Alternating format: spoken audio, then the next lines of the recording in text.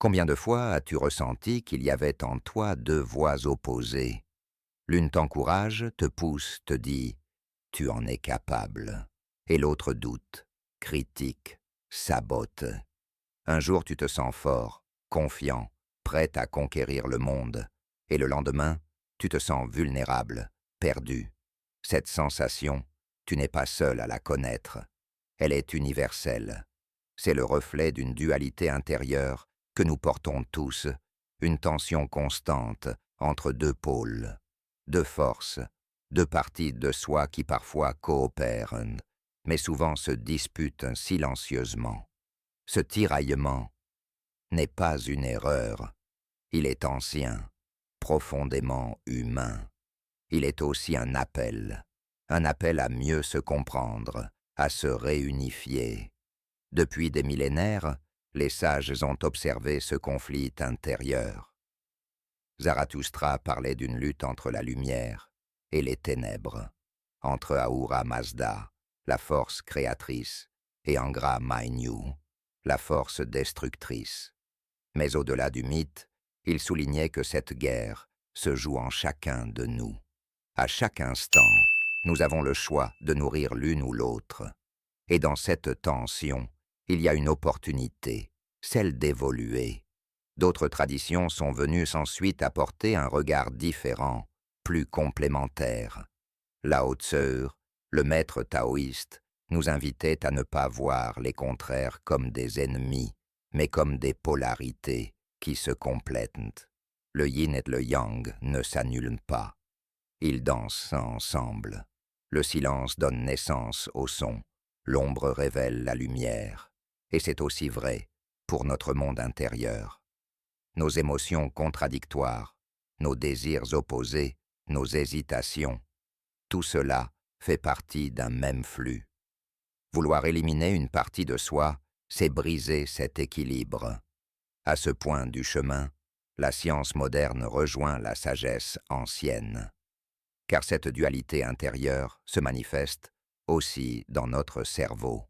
Le cerveau gauche est lié à la logique, à l'analyse, au langage, à la pensée structurée. Il cherche à comprendre, à expliquer, à contrôler. Le cerveau droit, lui, est intuitif, sensible, émotionnel. Il ressent, perçoit, imagine. Lorsque ces deux hémisphères ne communiquent pas bien, nous ressentons une tension. Trop de cerveau gauche, et nous devenons rigides dans le contrôle, coupés de nos émotions. Trop de cerveau droit, et nous pouvons nous perdre dans le chaos émotionnel, l'hypersensibilité, la confusion. Et cela se voit dans notre quotidien.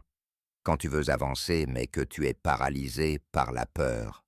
Quand tu ressens quelque chose mais que tu n'oses pas l'exprimer. Quand tu atteins un objectif et que tu ne ressens aucune joie.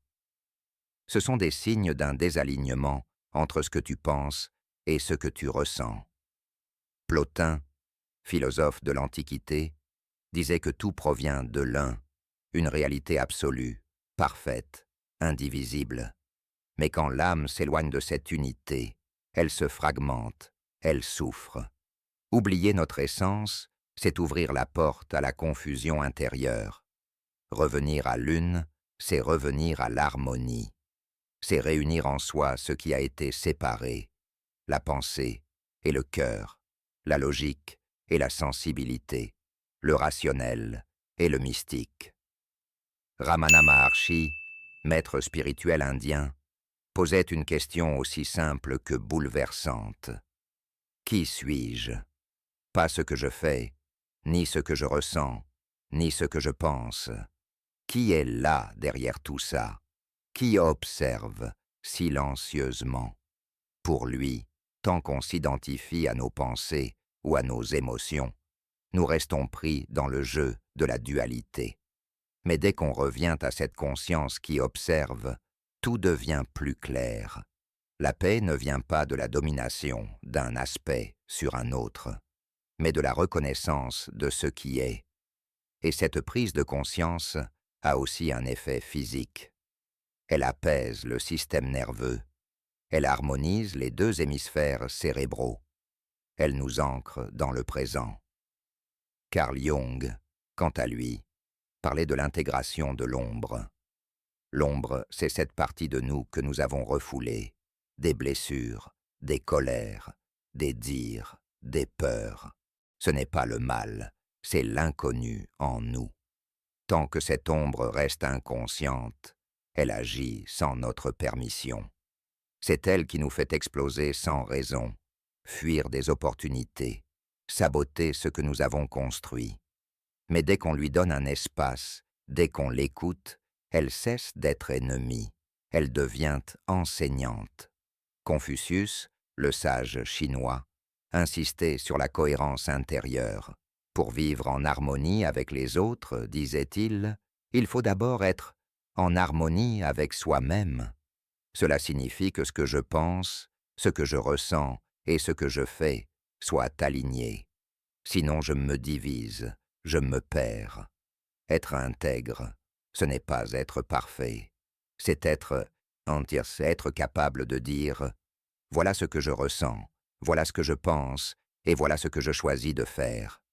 Alors, comment cette dualité se manifeste-t-elle dans ta vie aujourd'hui? Peut-être que tu vis une tension entre ton désir de liberté et ta peur du rejet, entre ce que tu veux vraiment et ce que tu crois devoir faire, entre ce que tu ressens profondément et ce que tu t'autorises à montrer. Il ne s'agit pas de choisir entre les deux. Il s'agit de créer un pont entre eux. Et ce pont, tu peux commencer à le construire maintenant. Commence par t'observer sans jugement. Chaque jour, prends un moment pour écrire ce que tu ressens, même si c'est contradictoire. C'est en accueillant cette complexité que naît la clarté. Offre-toi aussi des espaces de silence.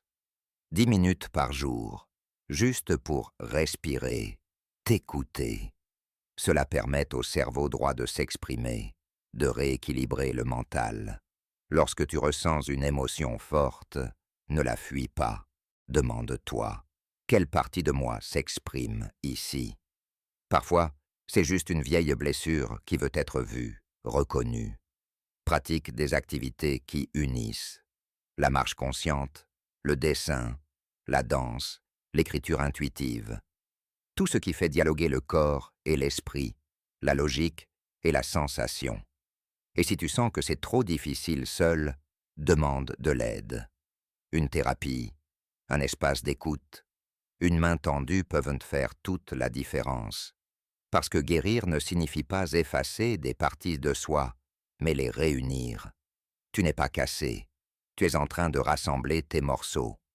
La dualité n'est pas une faiblesse, c'est le point de départ d'un chemin vers l'unité. La paix intérieure ne vient pas de l'élimination de l'ombre, mais de son intégration dans la lumière. Et toi, quelle est la dualité que tu vis en ce moment? Partage-la si tu veux, ici, dans un espace d'écoute et sans jugement. Si ce message t'a touché, abonne-toi pour continuer ce voyage intérieur ensemble. Merci d'avoir été là. Merci de t'écouter. Merci de continuer, pas à pas, à te rapprocher de toi-même.